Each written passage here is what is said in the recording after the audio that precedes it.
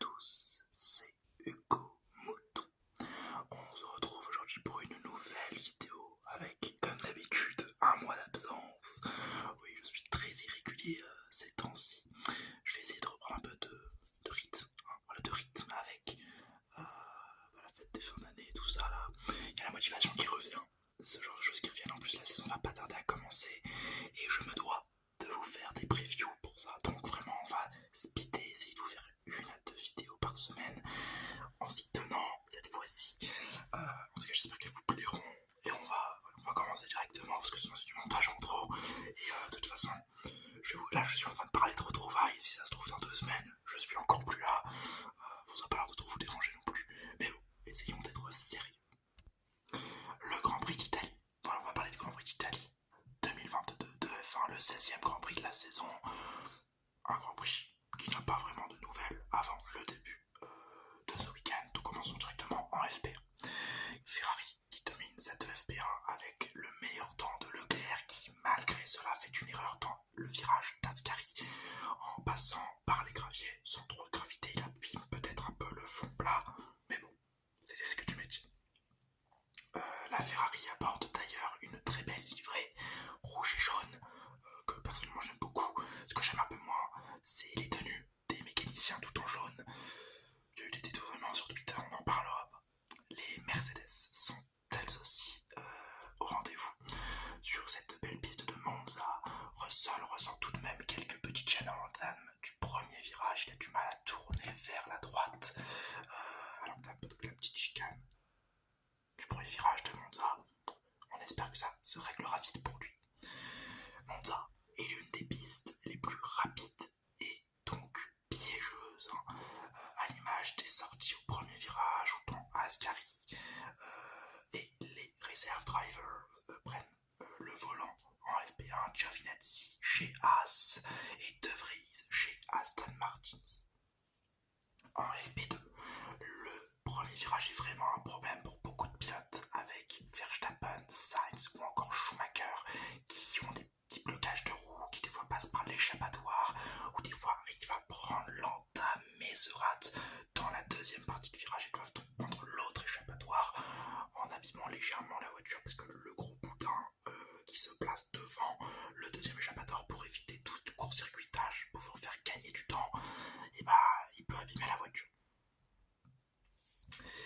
Le trafic est également un problème, mais ça on en reparlera peut-être un peu plus tard, car les Mercedes sont un peu moins à l'aise avec les voitures, elles semblent moins stables et donc font des moins bons tours. Schumacher DNF à cause de son moteur et provoque un drapeau rouge. Bottas, lui, sort un peu trop au large du troisième virage et drift dans les graviers. Il reprend la voiture et le repasse en piste. Très beau skill de rally driver.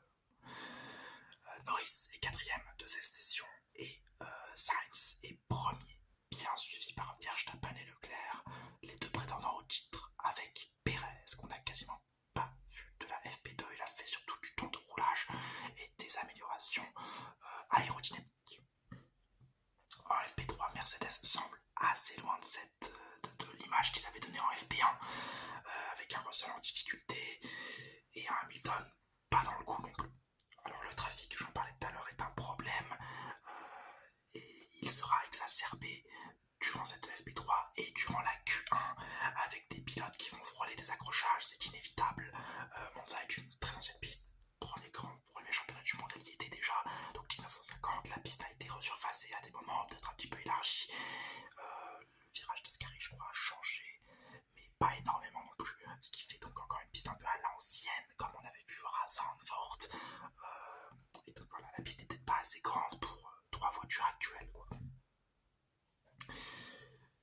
Évidemment, de parler de tout cela, la mauvaise nouvelle du week-end est l'abandon du Grand Prix de la part de Alex Albon qui a participé à la première et la deuxième session.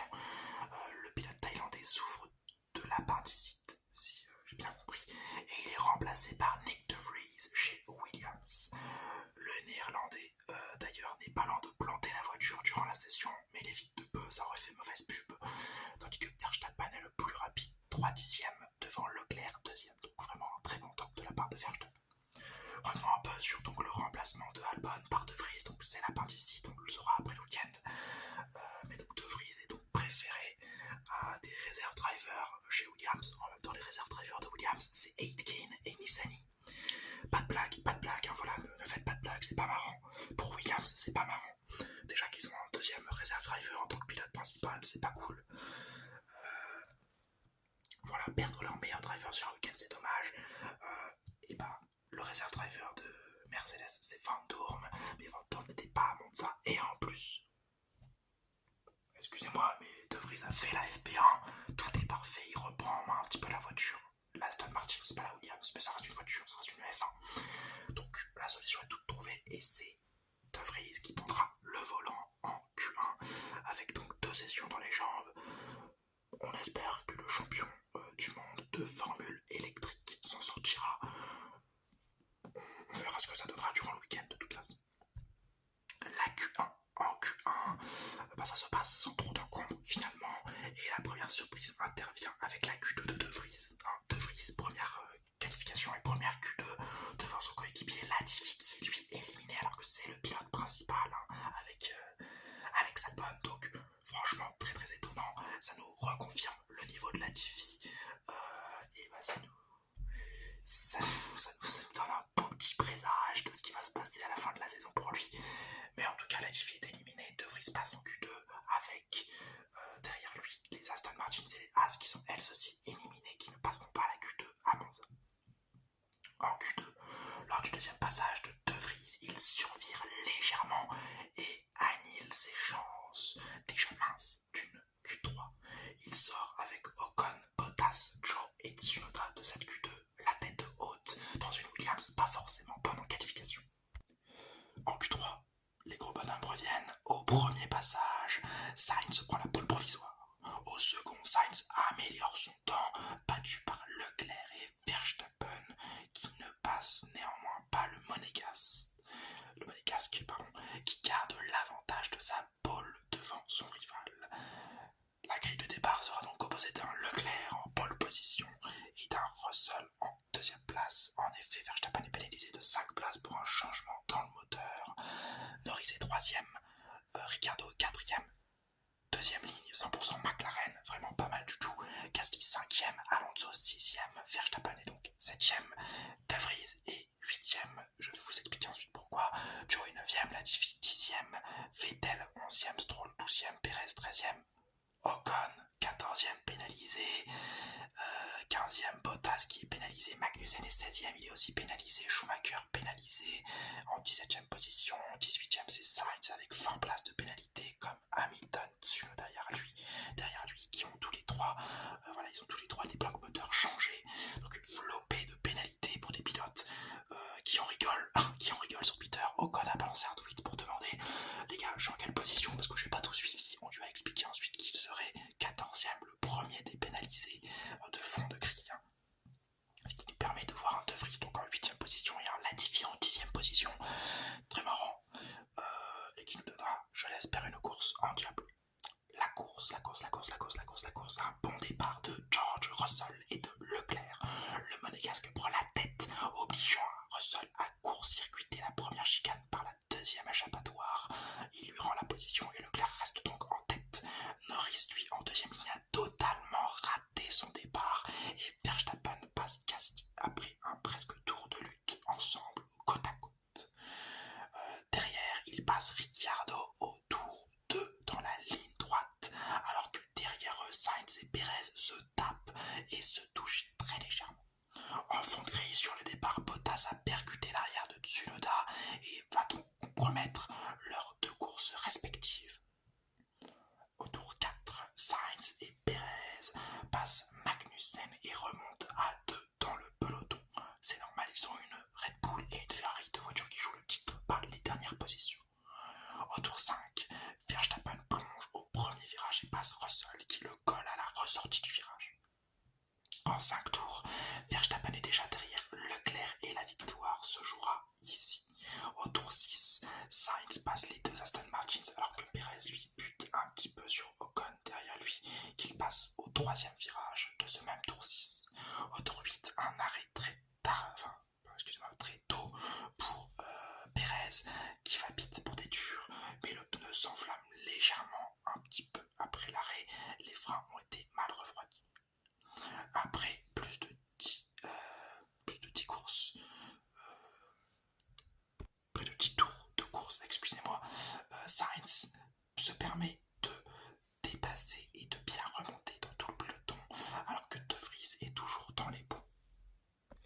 Ricciardo, lui, est quatrième, mais trop lent, et il crée un train de DRS avec Gasly, Norris et Sainz derrière lui. Tour 11, Sainz plonge bien sur Norris au premier virage. Tour 12, Vettel abandonne sur problème moteur au bord de la piste, tandis qu'au premier virage, Sainz dépasse Gasly juste avant le déploiement de la Virtual Safety Car, qui aurait donc pu annuler son dépassement et qui ne le fait pas étant donné qu'il a dépassé juste avant. Bien joué à Sainz qui dépasse un Gasly qui est très très bon dans sa AlphaTauri. À la fin du tour 12, Leclerc pit pour des médiums et ressort devant Ricciardo et derrière Russell et Verstappen qui ne se sont pas arrêtés. Au tour 13, Sainz plonge sur Ricciardo dans Ascari et les Ferrari sont 3e et 4e avec derrière un Ricciardo qui est donc dépassé par Sainz. Et donc les deux Ferrari ont un avantage stratégique puisque Leclerc s'est déjà arrêté et que Sainz est en nouveau moteur, donc il va pouvoir continuer à dépasser. Au tour 14, Gasly plonge sur Ricciardo mais bloque les roues et doit rendre la position à l'Australien après son court-circuitage du premier virage. Mais il l'attaque à nouveau un peu plus tard, tandis que l'Australien, lui, essaie de défendre. Au tour 17, Hamilton passe Stroll au premier virage et au tour 18, Norris fait de même sur Alonso. Tour 19, Gasly pit pour des durs, ayant trop de mal derrière Ricciardo, il ressort 16e devant Guan Yu Zhou et Lance Stroll qui ont pit également. Au tour 20, De Vries, Ricciardo et Ocon pit pour des durs, sauf que De Vries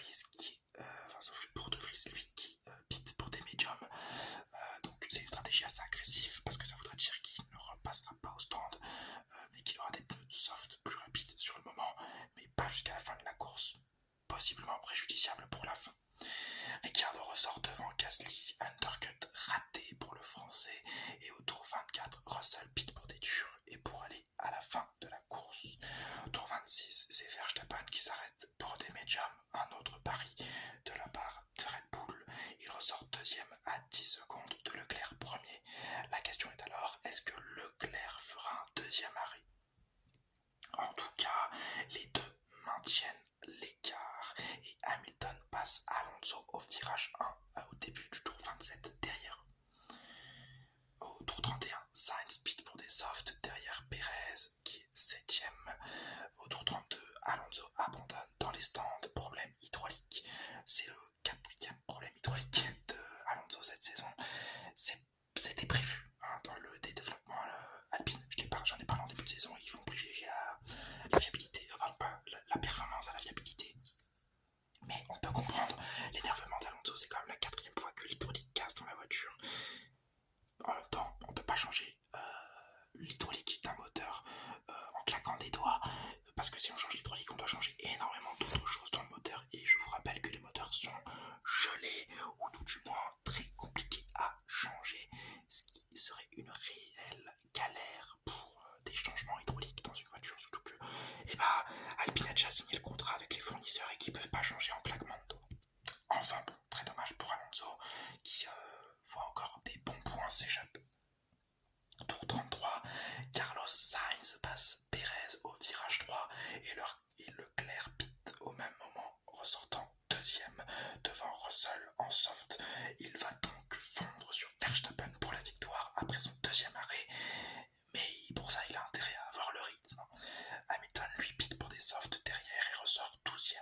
Maintenant, il reste moins de 20 tours à Charles pour aller chercher une première place tant espérée devant ses tifosi adorés. À la ressortie des stands, Norris essaye de bloquer Gasly, mais il gêne le français. Il gêne juste le français, il gêne juste Gasly, car derrière un Hamilton opportuniste passe les deux et va même dépasser Ricciardo au tour 38, alors que derrière Gasly est dépassé par Norris. Donc Castille perd 2 places, Norris n'en gagne aucune. D'ailleurs, derrière Norris va quand même en gagner une en passant Ricciardo, et l'Australien va retrouver son rôle de bouchon sur Castille. Donc voilà, Norris gagne une place, Castille en perd 2, il se retrouve bloqué derrière un Ricciardo qui voulait dépasser à la base, et Hamilton, lui, en gagne 2 de position. Donc bravo à lui. Derrière tout ça, De Vries est derrière Gasly et toujours dans les points, donc vraiment bravo à De Vries, tandis qu'au tour 41, Stroll abandonne à son tour dans les stands. Week-end catastrophe pour Aston Martin, les 2 voitures abandonnent sur problème moteur. Très dommage, surtout pour un Vettel qui avait fait un joli casque custom à l'image de l'Italie pour son dernier Grand Prix en Italie, c'est très triste. Surtout que le symbole aurait été beau, qui marque des petits points ici. Tour 42, Schumacher plonge en bloquant les roues sur Latifi et le passe au virage 1. Mais Latifi n'a pas de vision d'animaux et il le redépasse dans le 3ème virage, qui est un virage assez ouvert. Latifi le dépasse bien. Et dans les Lesmo, c'est le jeune Allemand qui repasse Latifi de là, donc le vainqueur de cette lutte, Schumacher, bravo à lui. Bon, c'est pour une place anecdotique, la 12ème place, c'est pas énorme, mais c'est toujours ça. Tour 43, Perez pit pour des softs et pour priver Leclerc du meilleur temps en course, tandis qu'au tour 47, Ricciardo est au ralenti et s'arrête sur le bord de la piste. Et il provoque une safety car, vous voyez dans la longue accélération juste avant la dernière parabolique pour rentrer devant la ligne d'arrivée.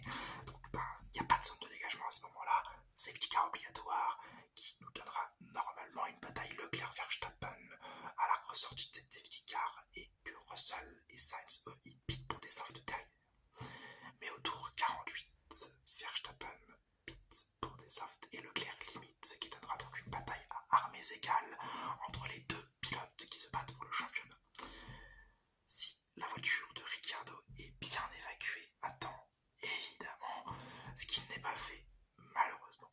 Sûrement, c'est compliqué, hein, voilà, à la vue, on voit qu'il n'y a pas de zone de dégagement, donc on peut comprendre que ce soit compliqué à dégager, mais quand même, on est en F1, et au bout de 3 tours, on se rend compte que le Grand Prix finira sous safety car. La fin du Grand Prix est ratée. C'est dommage à la vue du spectacle qui nous attendait. On avait un Verstappen et un Leclerc en pneus soft, un Russell et un Sainz derrière, eux aussi en soft, qui allaient donc pouvoir créer une bataille à 4. La voiture de Ricciardo a été dégagée assez rapidement, mais ils n'ont pas voulu relancer même pour un dernier tour de course, ce qui est absolument dommage. Verstappen remporte la course devant Leclerc et Russell, mais bon, c'est très décevant. Les enseignements de cette course, avant les enseignements, je vais vous donner la grille d'arrivée. Voilà, Verstappen est premier, Leclerc deuxième, Russell est troisième, Sainz est quatrième, une très grosse remontée de Sainz, Hamilton cinquième, Perez sixième, avec le meilleur temps en course, Norris est septième, Gasly huitième, De Vries est neuvième, on en parlera dans les enseignements de ça, Joe est dixième, Ocon est onzième, Schumacher douzième, Bottas treizième, Tsunoda quatorzième, Latifi quinzième, Magnussen seizième, Ricciardo est 17ème, très dommage pour l'Australie. Stroll 18ème, problème moteur comme Ricciardo, Alonso problème hydraulique comme je l'ai dit, et Vettel problème moteur, il est 20ème, l'Allemand. Les enseignements, Ferrari a essayé et Ferrari est saboté par la FIA. Leclerc était le plus rapide des rouges, Verstappen était le plus rapide du Grand Prix, et Sainz était bon en piste, mais mauvais coéquipier. Il n'a pas su faire ce qu'il fallait pour avantager Leclerc. Il a été rapidement pénalisé, hein, voilà. Voyant qu'il ne ferait pas une très bonne qualification, il faut à un moment faire les changements moteurs. Ils ont décidé de les faire en Italie, c'est un peu triste. Et donc ça nous donne un week-end un peu raté finalement pour Ferrari. Tandis que Red Bull, eux, ils sont chanceux et plutôt rapides. Hein. Verstappen était le plus rapide du week-end, comme je l'ai dit juste avant, et Perez n'était pas le numéro 2 de l'équipe. Parce qu'un numéro 2, c'est aux avant-postes, et Perez, il a été dans le peloton et il a eu du mal à passer certaines voitures qui étaient beaucoup moins rapides que lui. Au final, il prend le meilleur temps en course pour faire chier Leclerc, et aussi pour lui, parce qu'il joue le championnat pilote avec Leclerc, hein, lui. Il faut pas l'oublier, ça. Donc voilà, c'est pas mauvais pour Perez, mais c'est pas bon non plus. Red Bull ne peut qu'être heureux de ce week-end, puisqu'ils prennent la victoire, et que Verstappen prend encore le large.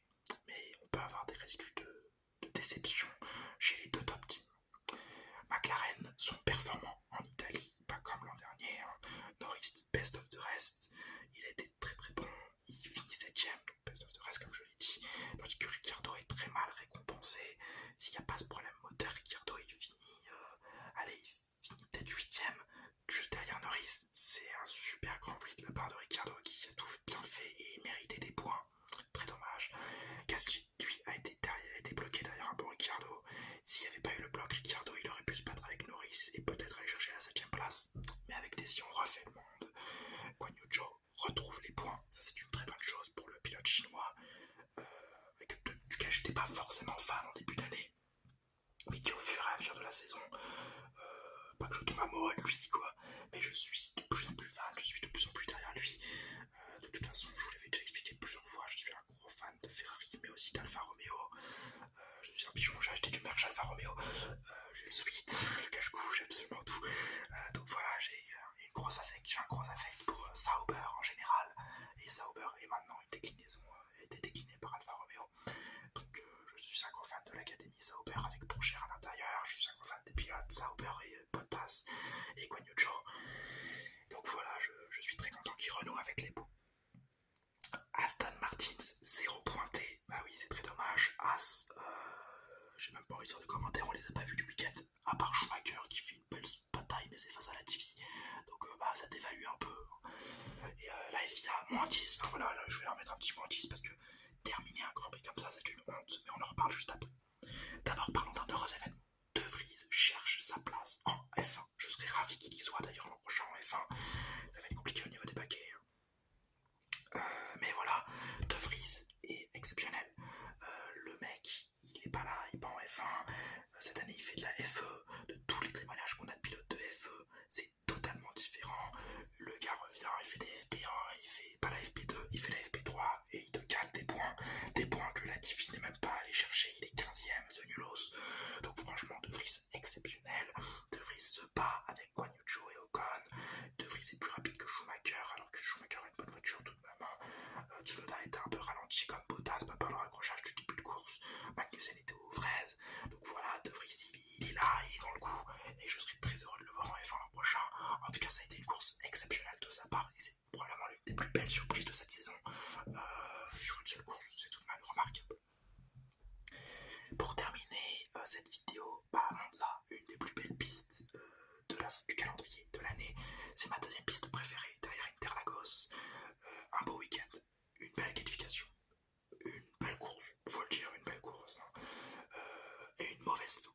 Alors, tout ça est rapidement effacé par la magnifique ambiance donnée par les tifosi à cet événement et par le rebondissement de Vries. Hein. Mais bon, la course a été rapidement assez monotone en tête. On a vu Verstappen défoncer tout le monde comme dans le reste de la saison finalement. Et la fin vient nous gâcher le plaisir qu'on aurait pu retirer de tout cela. Donc pour cela, je mets un 15. Je voulais mettre un 15 à la base, mais je vais mettre un 10, un moins 5 pour une FIA nulle qui n'a rien appris d'Abu Dhabi. Vraiment, c'est pas parce qu'on vient Michael Masi que ça va aller mieux au niveau des safety cars et des relances de safety cars. C'est toujours pas. Il faut faire quelque chose. Et il faut aussi penser au spectacle. Je lisais le livre de Cruyff récemment. C'est pas la même chose, c'est pas la F1, mais on peut retrouver des similitudes à la F1. La F1, on roule pour les fans, on roule pour le spectacle. Au football, on fait du football pour les fans, on fait du football pour le spectacle. On va chercher à mettre un 3-0 au football parce que c'est spectaculaire et on va bien jouer. Et on va pas mettre un but et jouer un partout ou 1-0 parce que c'est de la merde. Pareil en F1. On va éviter. Bon, faut toujours respecter la sécurité et ça, je serai intransigeant là-dessus. Vous connaissez mon avis. Mais voilà, il faut absolument penser au spectacle. Et dans ces cas-là, peut-être, voilà, pour une question sécuritaire, on peut peut-être changer la signification du drapeau rouge et proposer à mettre le drapeau rouge pour garder 1 ou 2 tours de course. Niveau équité, c'est sûr que ça peut être moins bien. Mais niveau spectacle, on est là, on est dedans là, et on adore le spectacle. Et ça, personne ne pourra nous l'enlever. On est des fans de F1, on aime la F1 et le spectacle. Enfin, en tout cas, j'espère que cette vidéo vous aura plu, j'espère que la conclusion vous aura plu. Si vous n'êtes pas d'accord avec moi, mettez-le en commentaire, ça m'intéresse énormément. Sur ce, je vous souhaite une bonne nuit, j'espère vous avoir relaxé. N'oubliez pas le petit like, le